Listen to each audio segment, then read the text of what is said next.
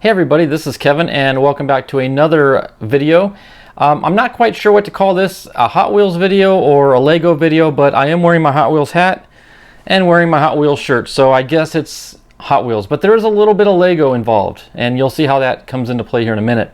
I just wanted to catch you up on a few things. I'm not building anything right now. I'm not debuting any projects per se, but I do want to catch you up on a few interesting happenings in my life lately in the world of Hot Wheels. First and foremost, not to brag, but I've been waiting at least, 6 months since I started getting into Hot Wheels to be able to say this.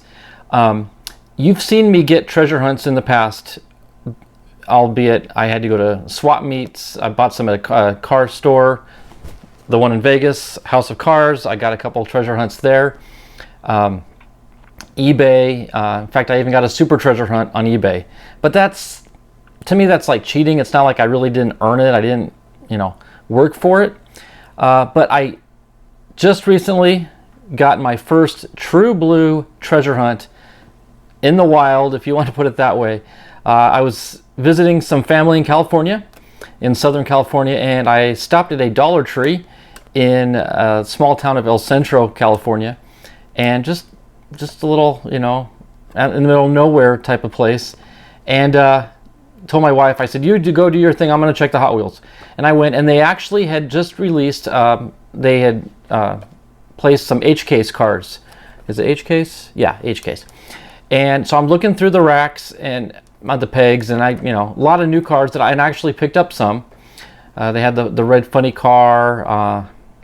I want to say they had some of the BMWs with the Liberty, the John Player Special gold and black.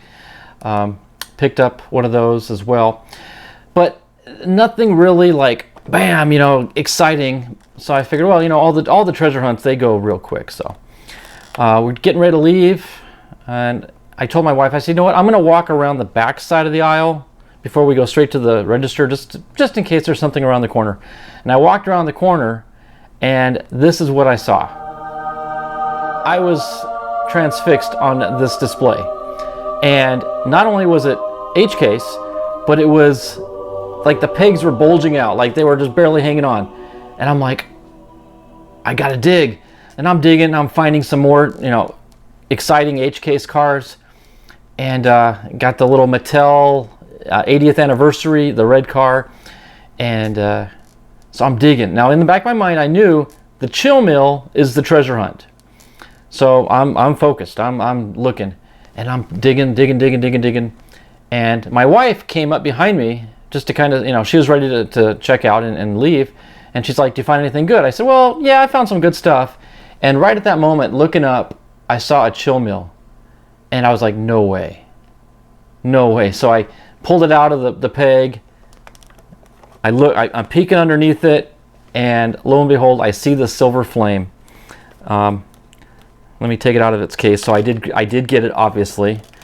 Again, my first true blue treasure hunt that I earned, so to speak. But here it is. The packaging is perfect. No wrinkles. The J-hook is completely fine. The corners are good. It's immaculate. Not sure if you can... I don't think... Now, it's such a big vehicle. There, you can see the writing underneath it there. So I was excited. I quickly told my wife, break out your phone. We got to capture the moment. So that's when I took that picture of the end of the aisle, the rack. And I posed for a picture. Here I am giving a thumbs up and congratulating myself because nobody else in the store cared. Nor did they know anything about it. But anyway, I just wanted to capture that moment. It was truly exciting. After 6 months, it finally happened. So I got home. Quickly put it in a case, a protector case, and there it shall live for the remainder of its days. My first true blue treasure hunt. So again, that's the chill mill from the 2025 H-Case. So got that out of the way. The other thing I wanted to talk about is you probably saw my most recent video on the racetrack out in the garage. It's coming along wonderfully. The first few times I sent some cars down the track, had some spills and accidents. Cars went flipping and flop. In fact, twice one car flipped off the track, rolled across the garage and under our garage refrigerator. So I had to get down on my knees, fish it out with the yardstick. And I'm like, okay, I ain't doing that again. Next run down, did the same thing again. I'm like, my goodness. But anyway, had to tweak a few things with the links and whatnot on the track. What I'm noticing though is, and let me know in the comments if you have this issue, if you run your track outside or where it can get really hot, in my case, the garage, especially in Arizona in the summertime, the track will expand and then overnight it'll contract and then in the heat it'll expand. So there's certain parts of the track where it's completely flat on the ramp, and then as it heats up during the day, it actually the track starts to bow up. The wood is under here and the track is, because it pushes itself out. And so anyway, it's not slowing the cars down, it just gives the cars a little more obstacles to traverse, so to speak. But I got things fine-tuned. I still want to do a few tweaks. There's a couple corners where the track enters into a curve and there's a little piece of plastic sitting out. If the car hits that junction just right, it'll go flipping off. So I need to tweak those, maybe sand them down a little bit more flush to the track. But the track is coming along. I've run some successful 2-car races. I'm not quite sure if I'm going to do head-to-head yet, because I'm not for certain that the time is equal on the inside track versus the outside track. We'll just have to see about that. The other thing, and this is where, no, this is, well, it's Hot Wheels, but it's also Legos. This is very interesting. So I picked up a minecart, and I'm sure everyone's got one of these nowadays. They were selling off like flying, hotcakes off the pegs, but now I find them on the pegs a lot more often. But I thought, hey, this would be a wonderful car to hook up my camera to. If you watch my rocket videos, my onboard camera I put on the rockets would lay nice and flat on that. The problem being though, and I did do a test run and it didn't turn out too well. And the reason being is the corners on this are so sharp that whenever it rounds a corner, those corners get caught on every nook and cranny that sticks out. It doesn't handle the curves very well. So this, in fact, I can't even name one time that this successfully made it all the way around the track without flipping off the track. So that's not going to work. A while back, I got a yard sale find where I purchased a bulk box of Hot Wheels from a guy, and rummaging through those cars, I stumbled across this one. Now, what do they call this thing? Bricking Speed. This is the Bricking Speed. Now, if you look, it's not identified as Lego. It's not advertised as Lego, but it sure looks like Lego. And I took a couple Lego pieces. I don't have any around me right now to show you, but Legos will fit on this perfectly. And there's enough room on top where you can lay a flat Lego piece down and then build up whatever structure you want. If you want it to make it look like a car, truck, an alien, you can even put a Lego figure on, a little man on here if you want. Actually, I might do that. Anyway, what I plan on doing though is building a little box that this will contain my camera. This does handle the curves okay. I don't know if you can see that the fenders slightly bow in a little bit, which help it maneuver around the corners. So this does travel the whole course just fine. So this will be a good platform for the camera. What might be interesting is if I'm able to run a car on the adjacent track. Obviously this is going to be slower than the race car, so you'll maybe get some track, following it around the track. That might be kind of cool. So that's another thing. Okay, speaking of Legos, I have been building Legos. You've probably seen the last few videos. I built one of the larger ones, and then more recently, I have been building, I haven't built this one just yet, but this is the Lego City Car. These are pretty big. Obviously they don't fit on the track. They're like 3 times or 4 times the size of a Hot Wheel. But I ran across these little guys. These little mini Formula Ones. I'm not sure what they're called. They're not called minis, they're not called micros. They're just tiny little Formula One cars. And they're kind of like the mystery models. You don't really know what you're getting. But if you, and I'm not going to tell you how to do it, but if you Google it, how to tell, there's ways of identifying what's in what package. So I ended up going to Walmart earlier today. I picked up 3 of these, and I already built one. I built the the McLaren, because I built the McLaren larger size already. So I figured, since I've already got a McLaren, let's just keep it going. So I built this little McLaren.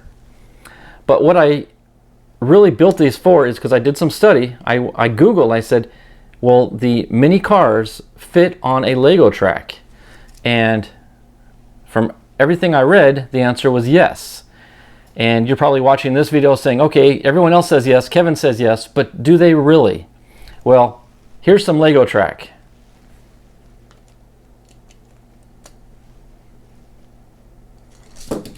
Ta-da! They roll. They roll nice and smooth. Fits perfectly on this track. Absolutely perfect. Good news, bad news. The wheels are made of rubber. In fact, when you build this little car, which takes all of 2 minutes, you have to push the rubber wheel onto the plastic, or the rubber tire onto the plastic wheel. Bad news is it's slow on the track. I couldn't get this thing to go a full. I made it down to the loop section, and that's pretty much where it bottomed out and stopped. But the good news is, because it goes so slow, it doesn't go flying off the track in the corners. So it's safe on the track. It's just not very fast, and you're not going to get the whole length of the track in on this. But if I get enough of these, I may, in fact, I know I will. I say I might, but I will. I have a contest to see which one, just for fun, it can actually roll the furthest. Even though they're all identical, it'll still be a fun little contest to do. So anyway, for those of you who are interested in combining Legos and Hot Wheels, the Lego F1 mini cars will fit on the Lego track. So that has been confirmed. Okay, last thing I want to talk about. So I've been seeing some videos lately of guys going to Walmart and finding the Legends Tour palette. And I went to 2 Walmarts in my area. The first one, I suspect that there was a Legends palette because I saw some lingering items in the clearance rack. So I was able to actually buy the plastic water bottle, and that's about it. The big Stanley mugs were all gone. All the t-shirts they had were for kids. So the adult t-shirts were all gone. The Zamax were all gone. I think there was a 6-car box of Zamax. They were all sold out. But they did have a lot of Legends Tours boxes, and I think they were going for $21 or $22. And they had a lot of them. And I'm like, well, I don't really want to spend that kind of money right now. Well, today when I went to pick up the little Lego car, well, let me get back to the other Walmart had the pallet, but it was just as empty. So whether it was in the clearance aisle or still out on the aisles, they might as well have not had it because everything was sold out. I guess early bird catches the worm, and I was not the early bird. But today when I was at Walmart picking up the little mini F1 cars, I just happened to stroll down the clearance aisle, and I found the Legends Tour box. Discounted down to $16. So I'm glad I didn't buy it the other day because I saved $5 or $6 by waiting, and I did pick up 1 box. Now I'm not sure if I'm going to open it. There's the cars right there. In fact, it comes with a 67 Pontiac GTO, Diora 2, 2 Jets, the 2005 Ford Mustang, the custom 1971 El Camino, and the Volvo P1800 Gasser. Those are the 2 at the bottom there. So if I like to keep this in the box and want one to play with, I'll have to go buy another box. Otherwise, I might just open this up. I'm not one for storing things away for posterity. You know, I'm not going to hand this down to my children and grandchildren in my inheritance, and they're going to be able to sell it for $2 million. I don't think it'll have that much value. So I think it'll be more valuable to play with and have fun, but we'll see. It is part of the Silver Series, and it is the Legends Tour Collector's set. So anyway, I was glad to pick that up. So that wraps up this little update video. I've been going on for over 15 minutes now, and I didn't mean to even go that long. But just wanted to update you on a few things. I did find my first treasure hunt. So in the future, if I find treasure hunts, I won't be as braggadocious about it. But the first one's really exciting, so I wanted to share that with you. Combining the hobbies, Legos and Hot Wheels. It's pretty cool. It's pretty cool. With that being said, that's all I got to report. I hope you are having fun with your Legos and your Hot Wheels. Comment on this video if you've run the F1 cars on Hot Wheels track, what kind of performance you get. Again, being rubber wheels, I don't think, I just thought of something right now. What if I take the rubber wheels off, or the rubber tires, and just run them on the plastics? But I don't think I'll have the ground clearance. I might try that. No, I think, tell me what you think. It looks like that wheel, I can't tell if it's even with the, it might, if it's below the chassis line, it might run. Here, let me try it right now on the table. Nope. No can do. It just slides on the chassis. Well, that's a bummer. Because you could actually, if you could somehow raise the chassis, you could get these cars to run. But anyway, it was a fun thought. Anyway, I'll put that back together later. All right, so that wraps up this video. I want to thank everybody for watching. Thanks for supporting my channel. My channel's grown a lot in the last few weeks, a lot. So I can only assume that's the addition of new hobbies. I'm not keeping it to one dominant. But I'm still flying RC airplanes. In fact, I'm getting back into RC airplanes, which I'm having fun with. More videos to come on that. Gosh, I've still got a bunch of plastic static models I want to build. Of course, obviously the Hot Wheels, the Legos, and more rockets are coming too, folks. Don't worry about the rockets. The problem is I'm having trouble finding motors. I'll have to break down and order some, but I used to always go to Hobby Lobby and pick up my motors, and they're just not stocking what I need. And they're not even stocking hardly anything at all anyway. But that's a whole other topic for another time. So I'll let you guys go. Thanks for watching. God bless, and we will see you in the next video.